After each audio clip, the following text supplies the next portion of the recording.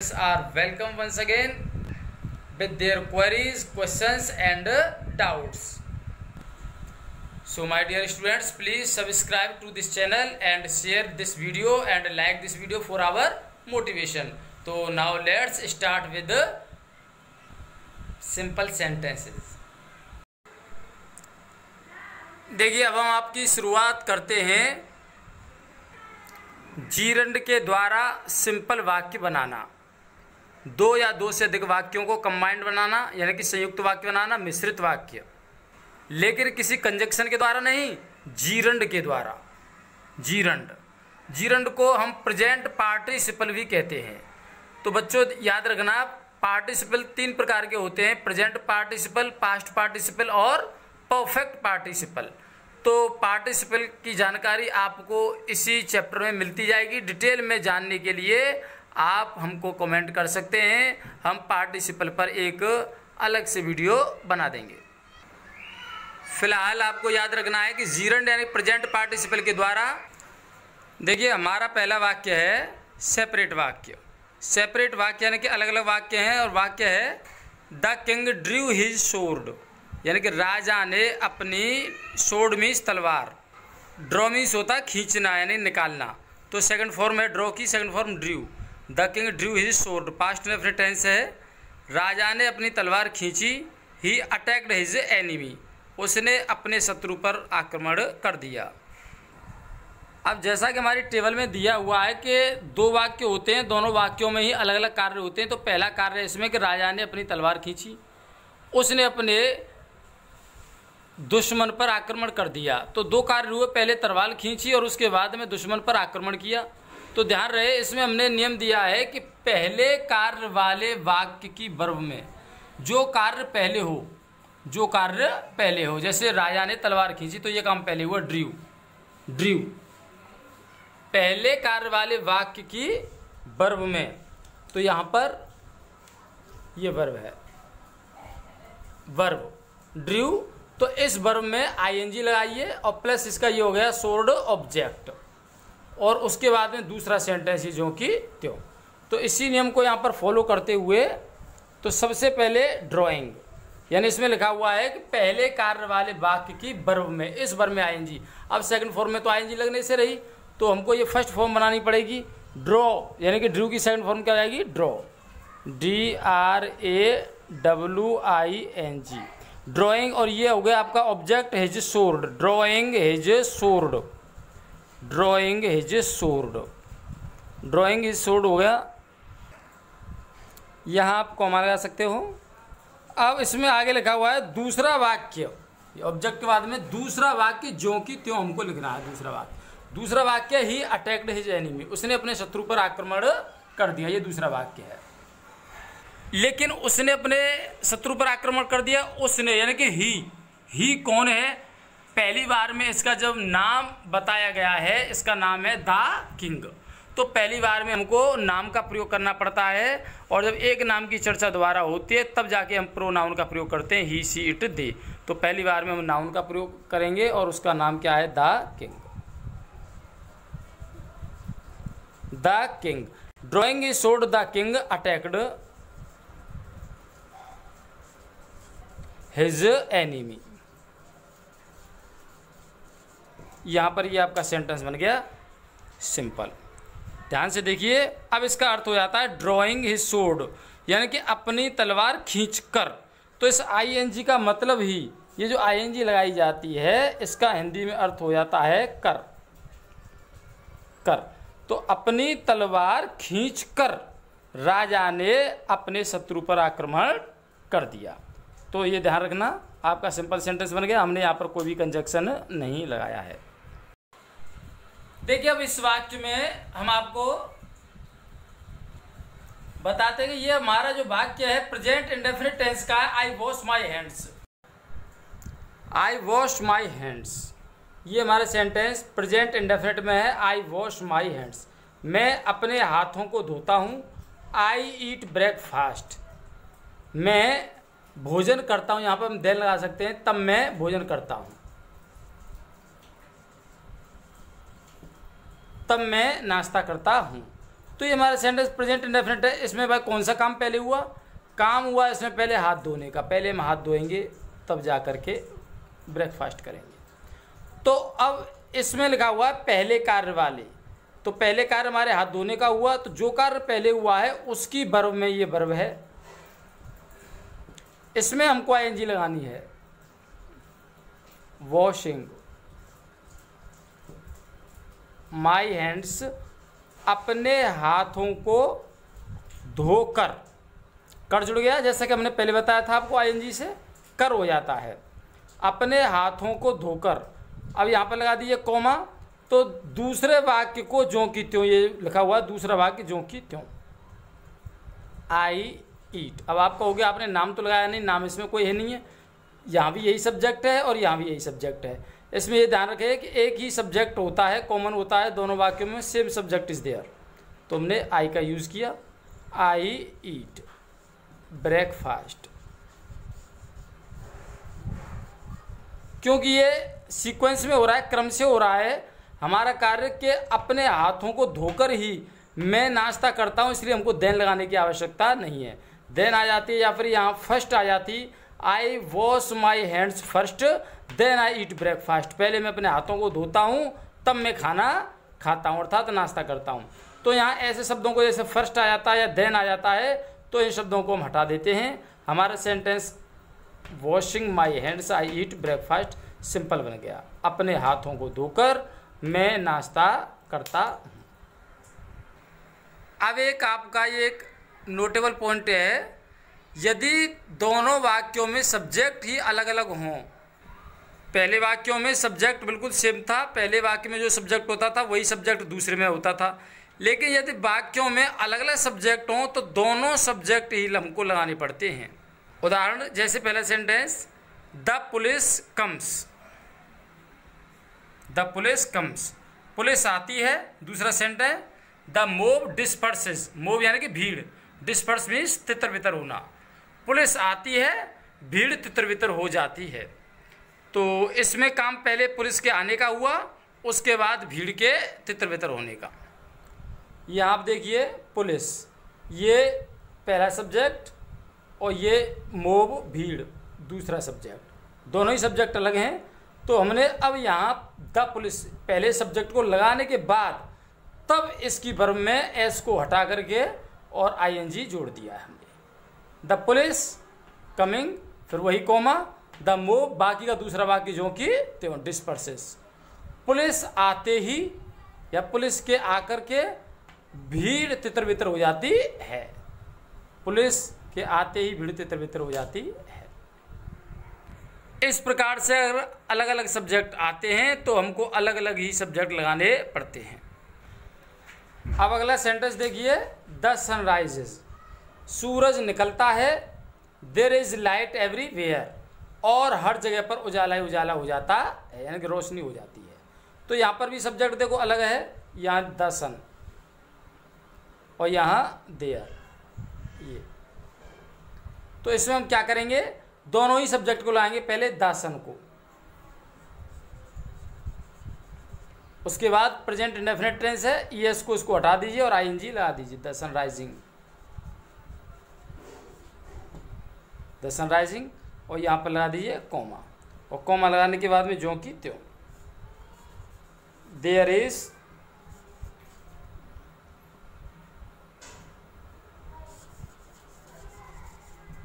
Light everywhere. इस प्रकार से हमारा ये सेंटेंस सिंपल बन गया। आपने देखा होगा हमने दोनों ही अलग अलग सब्जेक्ट को लगा दिया है।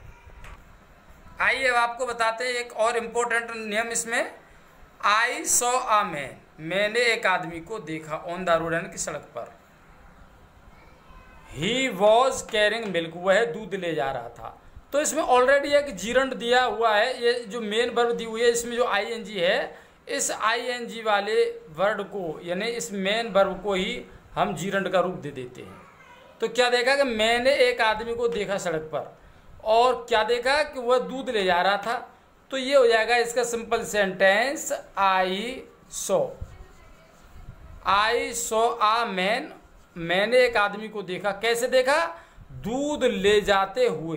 तो इस ही वॉज, इस वाले पार्ट को हम नहीं लिखेंगे, केवल कैरिंग आ मिल्क जो कि तो लिख देंगे I saw a man carrying milk. ध्यान दीजिए, तो इसमें इस ING का जो मतलब है वो इसका मतलब हुआ हुए, यानी मैंने एक आदमी को दूध ले जाते हुए देखा। तो यहाँ पर ये जो मेन वर्ब है, कभी कभी हम उसको भी जीरंड का रूप दे देते हैं, क्योंकि अब हमारी मेन वर्ब यहाँ पर सो हो गई। इस सेंटेंस में जो मेन वर्ब थी वो इस सिंपल सेंटेंस में हमारी जीरंड का काम कर रही है, अर्थात प्रेजेंट पार्टिसिपल का, वर्ब में ING का, क्योंकि यहाँ ये मेन वर्ब का काम नहीं कर रही है। मेन वर्ब तो हमारी यहाँ सो हो गई। तो मैंने एक दूध ले जाते हुए आदमी को देखा। कहाँ पर? सड़क पर। सॉरी, इसमें ये लिख देते हैं I saw a man on the road. यहाँ ऑन द रोड, तो I saw a man on the road carrying milk. तो ये देखिए आपका सेंटेंस बन गया, I saw a man on the road carrying milk, यानी मैंने एक आदमी को दूध ले जाते हुए सड़क पर देखा। इस प्रकार से भी वाक्य सिंपल बन जाते हैं, यानी कि दो सेपरेट वाक्यों को जोड़ करके कंबाइंड वाक्य। तो बच्चों याद रखना कि सेंटेंस कभी कभी दो से ज़्यादा भी हो सकते हैं, तीन भी हो सकते हैं। अब देखिए अगले वाक्य में, some boys were driving the bike, कुछ लड़के बाइक चला रहे थे। They suddenly fell on the road, वे अचानक सड़क पर गिर पड़े। तो अब यहाँ पर ध्यान देने वाली बात क्या है? ड्राइविंग। जैसा कि हमने आपको पहले बताया था, ये जो ड्राइविंग है यहाँ मेन वर्ब का काम कर रही है। अब ये ड्राइविंग जो मेन वर्ब का काम कर रही है, यही हमको अब जीरंड बनाना पड़ेगा, अर्थात वर्ब में ING तो ऑलरेडी है, लेकिन इसको हमें जीरंड के मीनिंग में प्रयोग करना पड़ेगा। तो हमको उसी प्रकार से लिखना है। देखिए सम बॉयज, सिंपल बनाने के लिए सम बॉयज। अब यहाँ हमको ये वर्ब जो एमिट करना है, एमिट का मतलब छोड़ना, ये नहीं लिखना है। सम बॉय यानी कि कुछ लड़के, ड्राइविंग द बाइक यानी बाइक चलाते हुए। अभी हमने बताया था कि ING का मतलब यहाँ हुए भी होता है। Some boys driving the bike,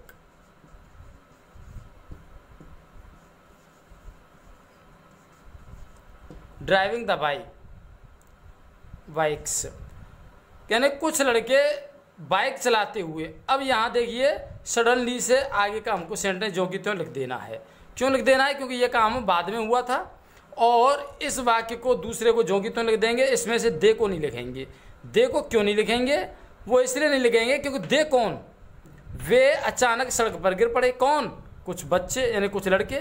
और कुछ लड़के की चर्चा एक बार पहले हो चुकी है। जब हमारा सेंटेंस एक ही बन गया है तो एक ही सेंटेंस में एक चीज़ की चर्चा बार बार नहीं होती है। तो इसलिए सम बॉयज दे के लिए ही प्रयोग किया गया है और दे सम बॉयज के लिए ही प्रयोग किया गया है। दोबारा में हम ये नाउन को प्रोनाउन को नहीं लगाएंगे। Some boys driving the bike यानी कुछ लड़के अपनी बाइकें चलाते हुए अचानक सड़क पर गिर पड़े।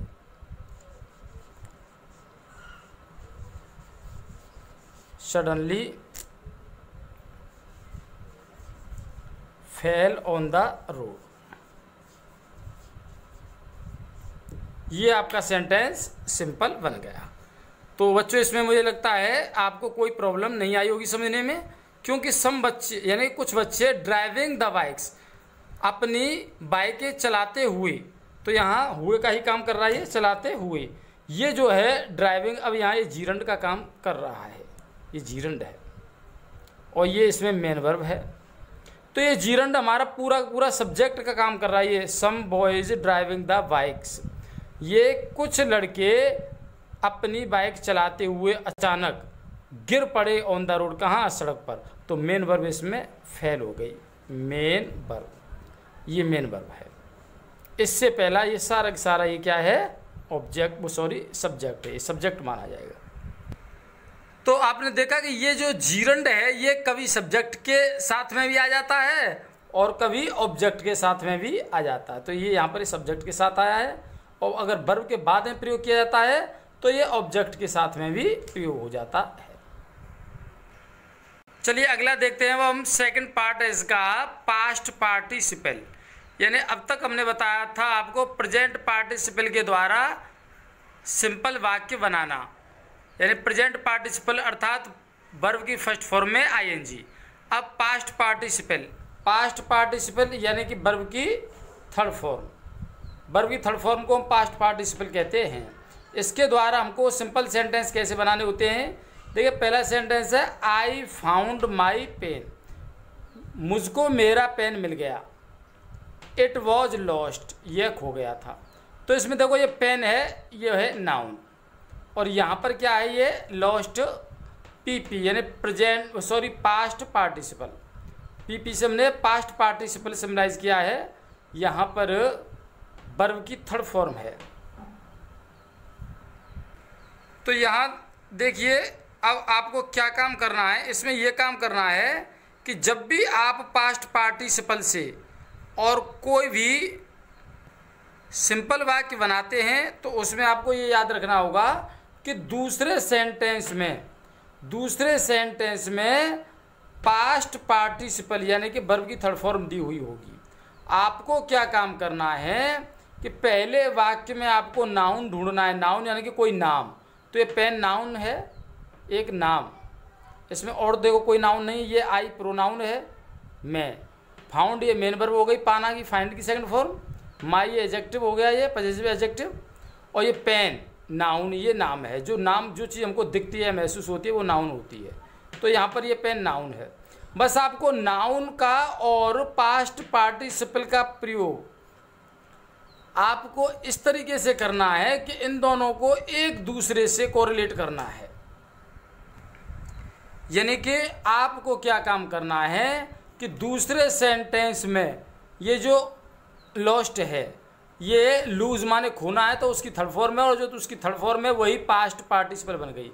तो ये यहाँ ए है और इससे पहले यहाँ लगा दो, पेन से पहले अर्थात नाउन से पहले। पास्ट पार्टिसिपल को हम नाउन से पहले लगा देंगे, पहले सेंटेंस के नाउन से पहले लगा देंगे, तो ये हमारा सेंटेंस आसानी से सिंपल बन जाएगा। I found my lost pen, ये देखिए ये आपका नाउन हो गया और ये आपका पास्ट पार्टिसिपल।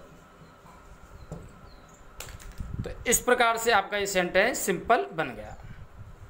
ये आपका सेंटेंस सेपरेट था, ये हमने कंबाइंड बना दिया, यानी कि अलग अलग वाक्य हैं ये, और ये कंबाइंड यानी कि संयुक्त वाक्य बना दिया। तो इस सेपरेट वाक्यों को संयुक्त वाक्यों हमने सिंपल के रूप में बनाया है, ना कि कॉम्प्लेक्स कंपाउंड के रूप में। तो I found my lost pen, अब इसका अर्थ भी वही हुआ, हुआ, हुई, हुए। तो इसमें हम उसमें काम लगातार जारी रहता है। इसमें क्या होता है कि काम समाप्त हो जाता है, यानी कि I found my lost pen, मुझको मेरा खोया हुआ। तो इसमें खोया हुआ, तो इसमें हुआ का जो है इसका अर्थ होता है ये हुआ, आप ध्यान रखेंगे हुआ को। तो पास्ट पार्टिसिपल ये जो वर्ब की थर्ड फॉर्म होती है इसका अर्थ होता है हुआ, खोया हुआ, सोया हुआ, स्लेप्ट, है ना। फियर्ड थर्ड फॉर्म, डरा हुआ, टेरिफाइड, डरा हुआ। तो इसमें हुआ जुड़ जाता है। इस प्रकार से ये पास्ट पार्टिसिपल कहलाते हैं। तो आपकी समझ में अच्छी तरह से आ रहा होगा। अब अगला सेंटेंस देखिए, I can not buy this book, मैं इस किताब को नहीं खरीद सकता हूँ। This book is torn, tear की थर्ड फॉर्म है टॉर्न, फटना। तो मैं इस किताब को नहीं खरीद सकता हूँ, यह किताब फटी हुई है। यहाँ पर देखिए बुक, ये नाउन है पहले वाक्य में, और दूसरे वाक्य में ये पास्ट पार्टिसिपल है टॉर्न, टीयर की थर्ड फॉर्म। तो टेयर की जो थर्ड फॉर्म होती है, टेयर मीन्स होता है फाड़ना, तो टेयर, टॉर्न, टॉर्न, टेयर, टोर, टोर्न। तो TEAR और TORE और TORN, ये तीनों फॉर्म हो गई। हम ध्यान देंगे तो आई कैन नॉट बाय, बस हमको कुछ भी नहीं करना है, हमारा सिंपल सेंटेंस आसानी से बना हुआ है। आपको ये थर्ड फॉर्म पहचाननी है और इसको ला करके वही पहले नियम की तरह यहाँ नाउन से पहले लगा दो, बुक से पहले, हमारा सिंपल सेंटेंस बड़ी आसानी से हो गया। I can not buy this torn book. अब आप कहोगे बुक कहाँ से आ गया? भाई बुक यहाँ इसलिए आया क्योंकि हमने यहाँ से इस बुक को हटा दिया। मैं इस किताब को नहीं खरीद सकता हूँ, तो ये जो बुक है दिस टॉर्न बुक, ये एडजेक्टिव के बाद में पहुँच गई क्योंकि नाउन से पहले, हमने आपको पहले बताया था कि ये नाउन है, तो ये जो नाउन है इससे पहले हमने पास्ट पार्टिसिपल को जोड़ दिया, तो सेंटेंस हो गया टॉर्न बुक। दिस और बुक के बीच में टॉर्न, ये पास्ट पार्टिसिपल आ गया। इस प्रकार से हमारा पास्ट पार्टिसिपल होता है। अब बात होती है कि इसको हम पहचानेंगे कैसे? तो पहचानेंगे इस प्रकार से कि ज़्यादातर जो हमारा सेकंड सेंटेंस होता है वो उसमें is are am was verb का प्रयोग किया जाता है, बी वर्ब का प्रयोग किया जाता है, is are am was verb. आपने पहले भी सेंटेंस में देखा होगा, इसमें भी देखा, इज है, उसमें पास्ट था, वॉज था, तो is are am was verb का अक्सर प्रयोग किया जाता है। तो इस तरह से आपने देखा पास्ट पार्टिसिपल, यानी कि ये सेकंड पार्ट। अब थर्ड पार्ट में जो आपका तीसरा नियम है वो तीसरा पार्टिसिपल है, उसको कहते हैं हम परफेक्ट पार्टिसिपल। अब परफेक्ट पार्टिसिपल के द्वारा भी हम आपको सिंपल बनाना सिखाते हैं। चलो अब देखते हैं हम, तीसरा है परफेक्ट पार्टिसिपल। परफेक्ट पार्टिसिपल, ये ध्यान दीजिए, परफेक्ट पार्टिसिपल यानी कि हैविंग प्लस वर्ब की थर्ड फॉर्म। मेन वर्ब में वर्ब की थर्ड फॉर्म जो होती है, मेन वर्ब यानी कि वर्ब की थर्ड फॉर्म हैविंग के साथ में प्रयोग की जाती है, उसी को हम परफेक्ट पार्टिसिपल कहते हैं। ये तीसरा पार्टिसिपल होता है। तो इसका हिंदी अर्थ होता है के बाद या करके। अब आप कहोगे कि करके तो आपने प्रेजेंट पार्टिसिपल में भी बताया था, तो प्रेजेंट पार्टिसिपल में बताया था, ठीक है। प्रेजेंट पार्टिसिपल में दो काम होते हैं कि एक तो करके, यानी कि कोई काम लगातार, कोई काम लगातार, यानी हमने कोई काम लगातार जारी रखा है, करके यानी करते हुए, जैसे वह चाय पीते हुए या चाय पी करके खाना खाता है। जैसा हमने आपको एक एग्जाम्पल दिया था उसमें पहले कि कुछ लड़के अपनी बाइक चलाते हुए सड़क पर अचानक गिर पड़े, तो उसमें जीरंड में जो प्रेजेंट पार्टिसिपल था यानी कि जीरंड था, उसमें काम लगातार चल रहा था। लेकिन यहाँ पर अंतर यह है कि काम पूरी तरह से समाप्त हो जाता है, जिसका हिंदी अर्थ करके कह सकते हैं या के बाद। लेकिन इसका एक मतलब आप ध्यान से समझ लीजिए कि इसका प्रयोग केवल पास्ट इंडेफिनिट और पास्ट परफेक्ट में ही किया जाता है। जब हमारा टेंस पास्ट इंडेफिनिट में हो या पास्ट परफेक्ट में हो तो परफेक्ट पार्टिसिपल के द्वारा ही सिंपल बनाया जाएगा। जबकि हमने आपको प्रेजेंट पार्टिसिपल में पास्ट का भी टेंस बताया था और प्रेजेंट का भी बताया था। तो प्रेजेंट पार्टिसिपल से दोनों ही प्रकार के सेंटेंस किए जा सकते हैं, प्रेजेंट के भी और पास्ट के भी। तो मोस्टली ज़्यादातर उसमें क्या होता है, प्रेजेंट के ही टेंस का प्रयोग करते हैं, और पास्ट का जो अगर टेंस आ जाता है, चाहे वो इंडेफिनिट का हो या परफेक्ट का हो, उनको हम परफेक्ट पार्टिसिपल से करते हैं। तो it is very suitable and it is better than that. चलिए शुरुआत करते हैं। अब हम आपको दिखाते हैं, देखिए इसमें सेंटेंस है कि Rita has done her work. ये हमारा टेंस हैज़ हैव का प्रयोग हो रहा है, तो इसमें प्रेजेंट परफेक्ट टेंस आपको दिख रहा होगा, हैज़ हैव का प्रयोग है प्रेजेंट परफेक्ट टेंस। रीता ने अपना कार्य कर लिया है। She will get her notebook checked, वह अपने नोटबुक को चेक करवाएगी, ये फ्यूचर इंडेफिनिट का है। तो हमको ये देखना है कि जब हमारा कोई सा भी सेंटेंस यानी कि प्रेजेंट परफेक्ट का जो ज़्यादातर पहला सेंटेंस होता है वो परफेक्ट में होता है, चाहे वो प्रेजेंट परफेक्ट में हो या फिर पास्ट परफेक्ट में हो। चलो आपकी याददाश्त के लिए हम जो आपको लिखा देते हैं, देखो हमने यहाँ पे आपको ये नोट करा दिया है कि पास्ट इंडेफिनिट टेंस का हो या प्रेजेंट और पास्ट कोई सा भी परफेक्ट टेंस हो, प्रेजेंट परफेक्ट आ जाए या पास्ट परफेक्ट आ जाए, पास्ट इंडेफिनिट भी आ जाए। तो देखो यहाँ प्रेजेंट परफेक्ट टेंस आ गया। Rita has done her work, Rita ने अपना काम कर लिया है। She will get her notebook check, वो अपनी नोटबुक को चेक कराएगी। अब इसको जब हम सिंपल सेंटेंस में चेंज करेंगे तो कैसे करेंगे कि इसमें पहला तो ये देखना है कि रीता के लिए शी का प्रयोग किया गया है, तो इसमें सब्जेक्ट सेम है, पहले में रीता है और दूसरे में भी रीता ही है। रीता ने अपना काम समाप्त कर लिया है, वह अपने काम को यानी अपने नोटबुक को चेक कराएगी, तो दोनों में सेम सब्जेक्ट इज देयर। तो इसमें हमको अलग अलग सब्जेक्ट लिखने की आवश्यकता नहीं है। अब देखिए इसका नियम, ये हमने आपको नीचे टेबल लिखा दी है। टेबल में सबसे पहले हैविंग प्लस वर्ब की थर्ड फॉर्म अर्थात परफेक्ट पार्टिसिपल लिखना है हमको।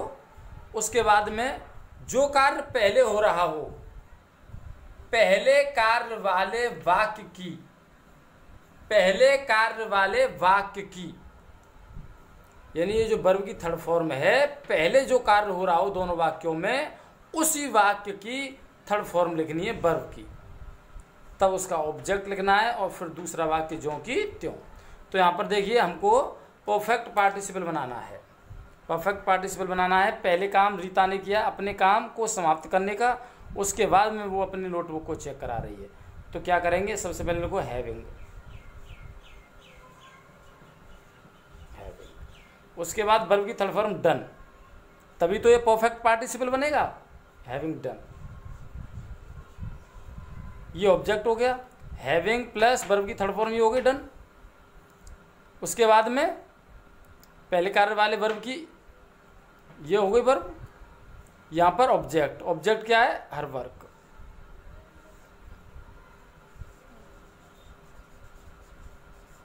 Her work, having done her work.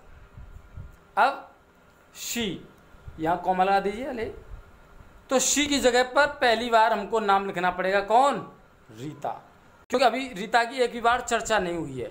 अगर रीता की एक बार चर्चा हो जाती तो दोबारा हम उसका नाम नहीं लिखते। तो having done her home work,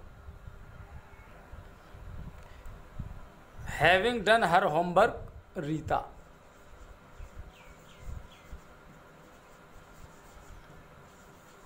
will get her notebook checked. यहां पर देखिए हैविंग डन हर होमवर्क, तो हैविंग डन ये आपका परफेक्ट पार्टिसिपल हो गया। हैविंग डन परफेक्ट पार्टिसिपल, देखिए आप टेबल में हैविंग प्लस वर्ब की थर्ड फॉर्म, और थर्ड फॉर्म कौन सी, जो कार्य पहले हो रहा हो उस वाक्य की। तो रीता ने अपना काम पहले किया है, तभी तो उसने नोटबुक चेक कराएगी, वो तभी तो वो नोटबुक चेक कराएगी। तो यहाँ पर जो काम पहले हो रहा है वो है अपना कार्य समाप्त करना, डन। तो ये डन वो होगी पहले कार्य वाली वर्ब। उसके बाद में ऑब्जेक्ट इसका क्या हो गया, वर्ब के बाद में ऑब्जेक्ट आता है हर वर्क, ये हमने ऑब्जेक्ट लिख दिया यहाँ पर। ऑब्जेक्ट लिखने के बाद में दूसरे सेंटेंस को जो कि तो लिख दो, she will get her notebook checked, जो कि तो लिख दिया हमने। केवल इतना अंतर किया है कि सी के स्थान पर हमने नाम लिख दिया है क्या, रीता, क्योंकि first time Rita will get her notebook checked, आपका सिंपल सेंटेंस बन गया। अब अगर यहाँ पर ध्यान देंगे, सब्जेक्ट अगर अलग अलग होता तो बस केवल इतना अंतर कर देते कि हैविंग से पहले हम उसका नाम और जोड़ देते, जैसे Mohan having done her homework, और बाकी का जो कि तो दोनों ही सब्जेक्ट आ जाते, ये भी आ जाता और एक सब्जेक्ट और आ जाता। तो उसको हम आपका डाउट और दूर किए देते हैं विद एग्जाम्पल। देखिए हमने आपको एक बहुत ही इम्पोर्टेंट एग्जाम्पल दिया है, इसको बहुत अच्छे तरीके से सीखना और समझना, क्योंकि ये आपके कई डाउट्स क्लियर करेगा। इसमें जो हमने दिया है आपको वो एग्जाम्पल है, the police came, police I, the mob dispersed, भीड़ तितर बितर हो गई। पहले सेंटेंस में यानी पहले जो प्रेजेंट पार्टिसिपल से हमने आपको और सिंपल बनाना जब बताया था तो उस समय हमने आपको बताया कि कम की जगह पर जो मेन वर्ब थी वो कम से थी, यानी वो प्रेजेंट इंडेफिनिट टेंस में था। डिस्पर्स्ड ये सेकंड फॉर्म है, वहाँ पर डिस्पर्सिज प्रेजेंट इंडेफिनिट की ही थी जिसमें एस लगी हुई थी। तो वो सेंटेंस हमारा प्रेजेंट इंडेफिनिट में था और ये पास्ट इंडेफिनिट में है। तो अब देखिए इसको हम पहले वाले तरीके से भी कर सकते हैं, क्योंकि प्रेजेंट पार्टिसिपल के द्वारा अर्थात जीरंड के द्वारा जो हमने पहले नियम के अंतर्गत आपको सिंपल बनाना सिखाया था, उस नियम के अनुसार हम प्रेजेंट इंडेफिनिट या पास्ट इंडेफिनिट टेंस जो होते हैं उनको सिंपल जीरंड यानी प्रेजेंट पार्टिसिपल की सहायता से बना सकते हैं। तो चलिए इसको हम पहले नियम की तरह से और जीरंड की या प्रेजेंट पार्टिसिपल की सहायता से सिंपल बनाते हैं। ये देखिए, गौर से देखिए, द पुलिस कमिंग, तो पहले नियम के अनुसार हमने इसमें आईएनजी लगा दी, तो यहाँ पर ये जीरंड बन गया अर्थात present participle. The police coming, the mob dispersed, यानी पुलिस के आते ही भीड़ तितर-बितर हो गई, ये पास्ट इंडेफिनिट टेंस है। तो ये हमने जीरंड की सहायता से अर्थात प्रेजेंट पार्टिसिपल की सहायता से सिंपल सेंटेंस बनाया है। इसमें केवल आपको हमने ये दिखाया है कि यहाँ पर दोनों ही सब्जेक्ट अलग अलग हैं, द पुलिस और द मोब, यानी भीड़ और पुलिस। अब इसी सेंटेंस को हम परफेक्ट पार्टिसिपल के द्वारा सिंपल कैसे बनाते हैं, केवल इतना अंतर करना है। देखिए अभी हमने आपको ऊपर बताया था इसमें रीता और शी दोनों सेम सब्जेक्ट हैं, लेकिन यहाँ सब्जेक्ट अलग अलग है, यहाँ पुलिस है और यहाँ द मोब है। अंतर केवल इतना करना था, जैसे यहाँ हैविंग डन था ये परफेक्ट पार्टिसिपल, इससे पहले सब्जेक्ट को लिख देते, दूसरा सब्जेक्ट यहाँ लग जाता, बस हो गया। इसी प्रकार से द पुलिस और द मोब दोनों ही सब्जेक्ट अलग अलग आ जाते हैं। तो देखिए द पुलिस। अब द पुलिस लिखने के बाद में वही हमको नियम लगाना है, हैविंग प्लस वर्ब की थर्ड फॉर्म।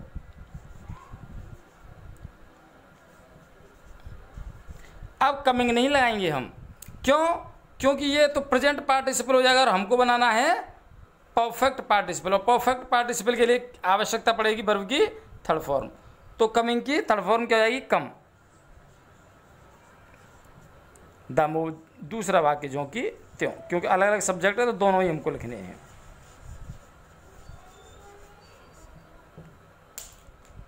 तो यहां पर the police having come, police के आने के बाद। अभी हमने आपको बताया ये हैविंग का मतलब प्लस वर्ब की third form, having plus verb की थर्ड फॉर्म का मतलब के बाद या करके। जब कार्य पूरी तरह से समाप्त हो जाता है तो पुलिस का आने का कार्य समाप्त हो गया। The police having come, police के आने के बाद द मोब डिस्पर्स्ड, भीड़ तितर-बितर हो गई। तो इसका अर्थ हो गया पुलिस के आने के बाद भीड़ तितर-बितर हो गई। तो ये आपका परफेक्ट पार्टिसिपल के द्वारा सिंपल बना हुआ है। ऊपर वाला जो सेंटेंस है ये the police coming the mob dispersed, ये प्रेजेंट पार्टिसिपल के द्वारा बना हुआ है। अब इसमें कौन सा ज़्यादा सही है? भाई सही तो दोनों ही हैं, लेकिन मोस्ट सूटेबल ये है आपका। क्यों? क्योंकि ये सेंटेंस हमारा पास्ट है और जो परफेक्ट पार्टिसिपल होता है वो परफेक्ट टेंस में और पास्ट इंडेफिनिट टेंस में ही अधिक प्रयोग किया जाता है। तो बच्चों आज हमने आपको सिंपल सेंटेंस के अंतर्गत 3 नियम बताए प्रेजेंट, पास्ट और परफेक्ट पार्टिसिपल के द्वारा। प्रेजेंट पार्टिसिपल को ही जीरंड कहते हैं। तो I hope all of the students must have understood it very well. तो my dear friends, first of all I would like to ask all the students whether they are getting everything clearly or not. Please make a comment into the comment box so that I can know about the doubts and questions of the students.